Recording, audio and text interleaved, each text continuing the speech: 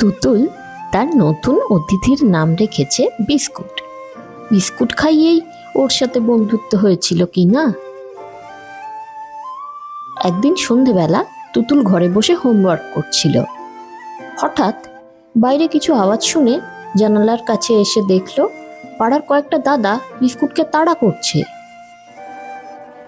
তুতুল ছুটে বাইরে বেরিয়ে এলো। দাদাগুলো ওর স্কুলেই পড়ে, ওদের বেশ ভয়ই পায় সে, তাই কিছু বলতে পারলো না।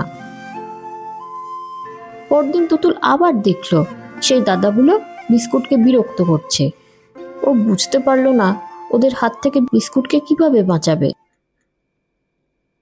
সন্ধেবেলা বিস্কুটকে খেতে দেবে বলে বাইরে গিয়ে তার নাম ধরে কয়েকবার ডাকলো, কিন্তু বিস্কুট এলো না।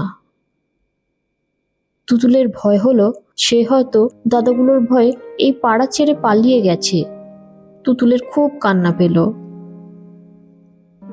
সে তো চাইলেই ওদের আটকাতে পারত, কেন যে কিছু করলো না। বিস্কুটের নাম ধরে আরো জোরে জোরে ডাকতে লাগলো তুতুল। ওর চেঁচামেচি শুনে মাও বাইরে বেরিয়ে এলো, ব্যাপারটা জানতে চাইলো। তুতুল মাকে আগের ঘটনা সব বলল। এই সময় বিস্কুটকে দৌড়ে আসতে দেখতে পেল ওরা। বিস্কুটকে খেতে দিয়ে মা বলল, আজ ওকে দেখে নিশ্চিন্ত হয়ে গেলে চলবে না, ছেলেগুলোকে দেখতে পেলেই বারণ করবে।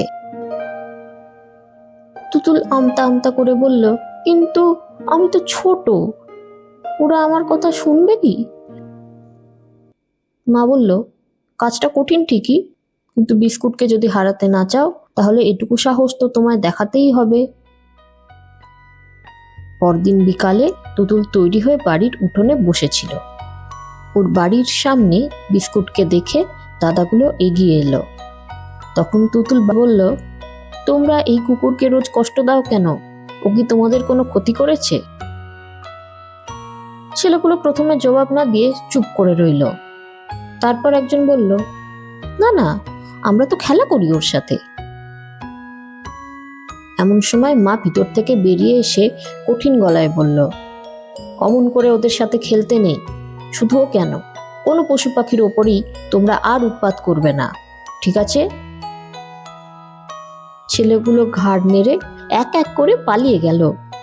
তখন মা তুতুলকে বলল, আজ তুই ভয় না পেয়ে ওদের মুখোমুখি হয়েছিস, মনে সাহস রেখে বিস্কুটকে ওদের হাত থেকে বাঁচাতে পেরেছিস, এর জন্য একটা পুরস্কার তো দিতেই হবে। কি চাই বল? তুতুল বিস্কুটের গলা জড়িয়ে বলল, তাহলে বিস্কুটকে আমাদের বাড়িতে থাকতে দাও।